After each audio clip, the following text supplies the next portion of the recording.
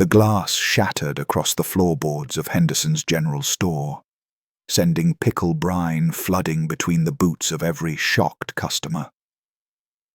Agnes Hills stood frozen, her trembling hands still outstretched where the jar had slipped, her worn face flushing crimson as 40 eyes turned to judge her.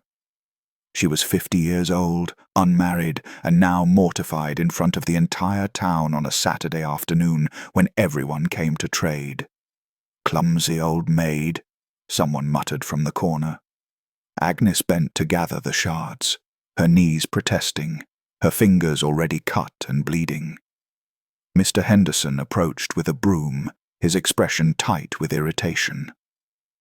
This was the 3rd item she'd broken this month, her hands growing weaker with age, and the arthritis that made even simple tasks a battle. Then a shadow fell across the mess. Morgan Williams, the quiet ranch hand who rarely came to town, knelt beside her without a word. His calloused hands gently pushed hers away from the glass. "Let me," he said, his voice low and steady. The store went silent. Everyone knew Morgan kept to himself, avoided crowds, never spoke unless necessary. Yet here he was, on his knees beside the woman the town had written off as too old, too plain, too late for any man's affection. If you've ever felt invisible in a room full of people, then what happens next will echo in your heart. Let us know where you're watching from, and stay with this story. But as Morgan's fingers brushed Agnes's bloodied palm, the store door burst open with a violence that made everyone jump. A dust-covered rider stumbled through the doorway, his face pale beneath grime. "Drought's coming," he gasped, leaning against the counter. "Wells are already running dry 20 miles east. This town's got maybe 3 weeks before the creek stops flowing." The crowd erupted in panic. Henderson's store was the heart of their small California settlement, and without water, the farms would die, the cattle would perish, and every family would be forced to abandon their land. Agnes slowly rose, forgotten again as the townspeople pressed forward with questions. Morgan stood too, his jaw tight. He worked at the Crawford Ranch, the largest spread in the territory, and he knew exactly what this meant. Without water, everything they'd built would turn to dust. "Is there nothing we can do?"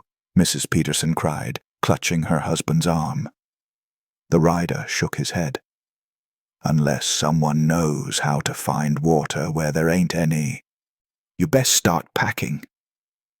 Agnes turned to leave, her hand still bleeding onto her faded dress.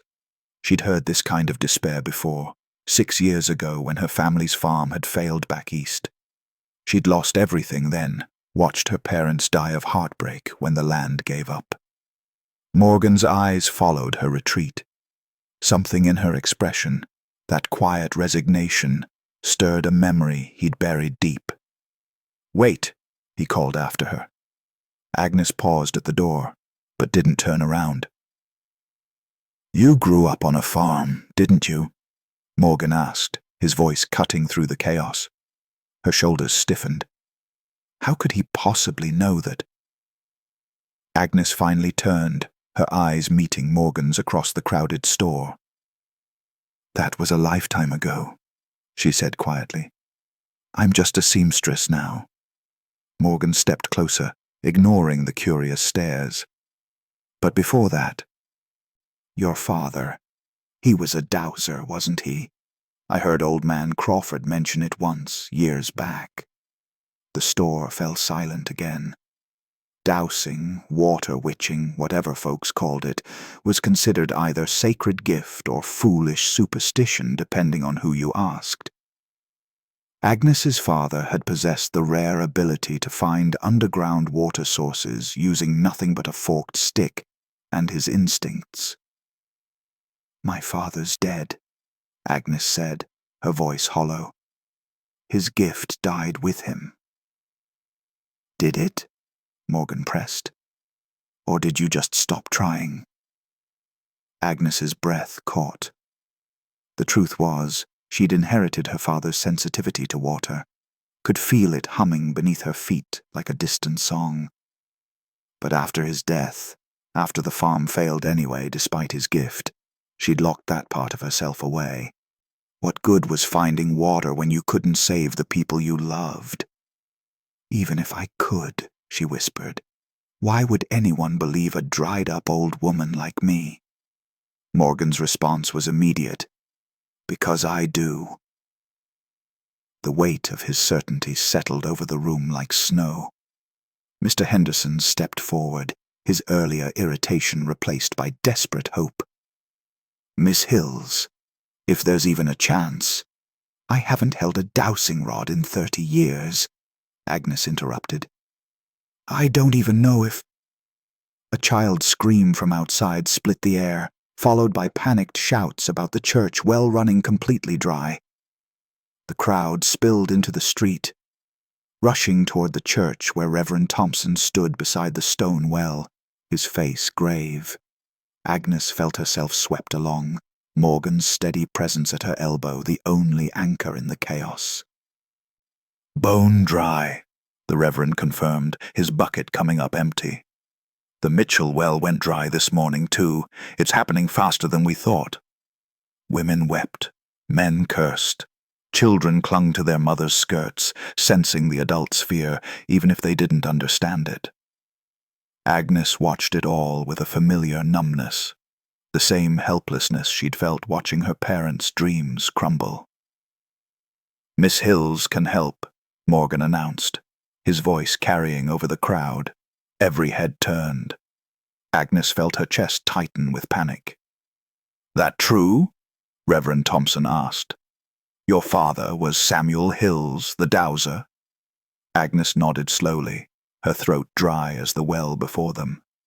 Then prove it, Mrs. Henderson demanded, her tone sharp with desperation. If you've got his gift, find us water, now. Morgan touched Agnes's elbow gently. I'll cut you a fresh rod, he said quietly. From the willow by the creek, just like your father would have used.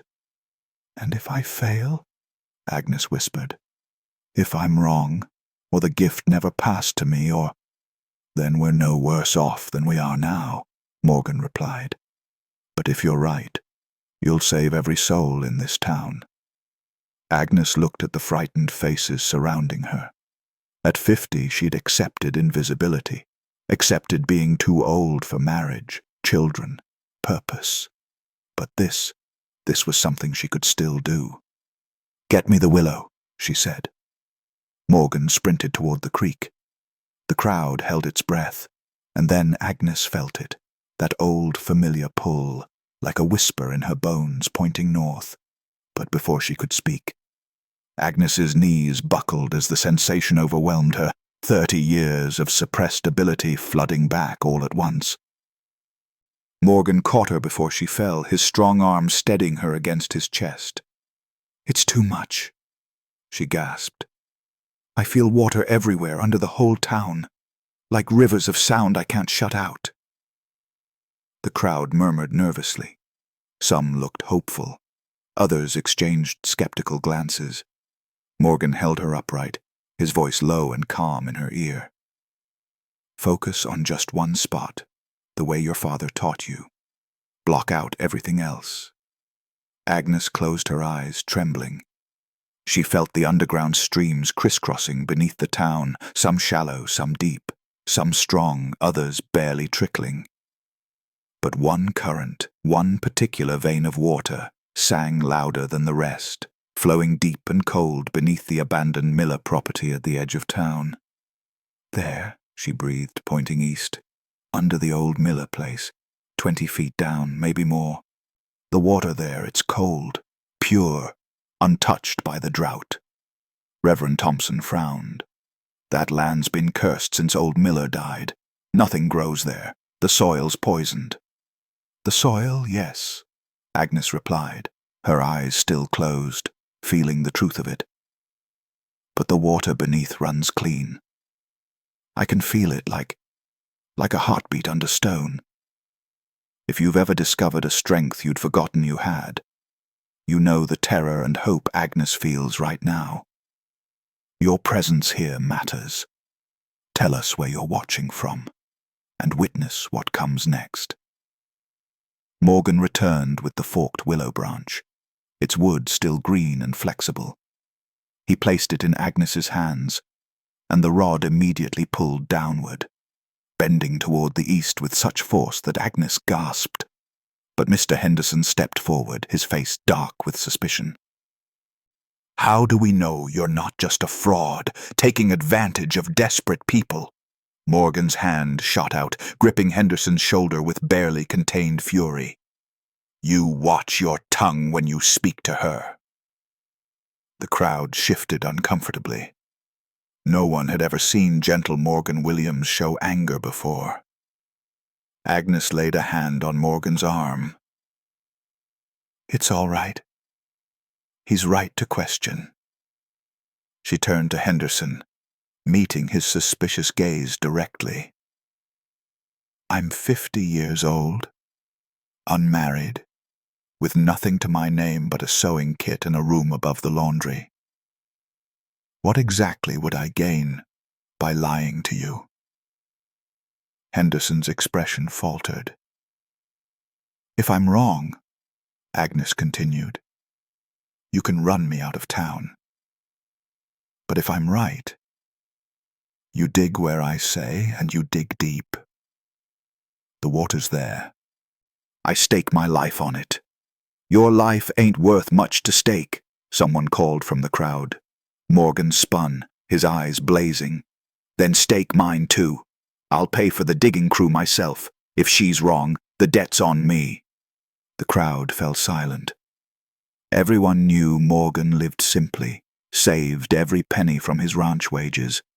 Offering to pay for a drilling crew would cost him years of savings. Agnes stared at him, stunned.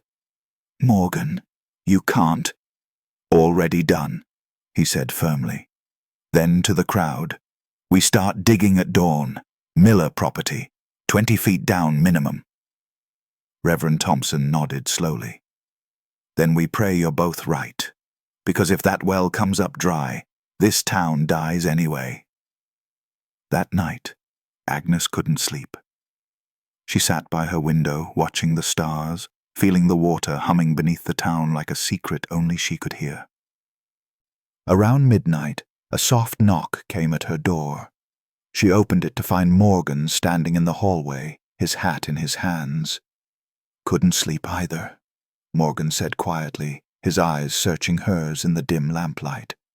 Agnes stepped aside, letting him into her small room. It wasn't proper. A man in an unmarried woman's quarters at midnight, but propriety seemed trivial when the town's survival hung in the balance. "What if I'm wrong?" she whispered, wrapping her shawl tighter. "What if the water's too deep, or dried up, or—" "You're not wrong," Morgan said with certainty. "I've watched you all day. The way you walked the Miller property, the way that rod pulled in your hands. That's not fakery. That's truth." Agnes sat on the edge of her narrow bed. "Why are you doing this, risking everything for me?" "We barely know each other." Morgan lowered himself into the room's single chair, his long legs stretched before him. 3 years ago, I came to this town with nothing. Crawford gave me work when no one else would. Gave me a chance to rebuild after I lost everything back in Texas. He stared at his calloused hands. "I know what it's like to be looked through, to be judged for your years, your circumstances, to have people decide you're past your use." Agnes felt tears prick her eyes. "I've been invisible for so long. I'd almost convinced myself it didn't hurt anymore." "It always hurts," Morgan said softly. "But today, when I saw you on that floor, bleeding and humiliated, something in me just broke. I thought, not her, not anymore." The air between them felt charged, heavy with unspoken understanding. If we find water, Agnes said carefully, what then? Morgan met her gaze. Then maybe we both stop being invisible. Before Agnes could respond, a loud crash echoed from the street below, followed by men shouting about fire. The stable behind Henderson's store was engulfed in flames, orange light dancing across panicked faces as the town scrambled with buckets. Morgan and Agnes raced downstairs, joining the desperate chain of people passing water from the nearly dry creek. "The drilling equipment," someone shouted. "It was stored in there." Agnes's heart plummeted.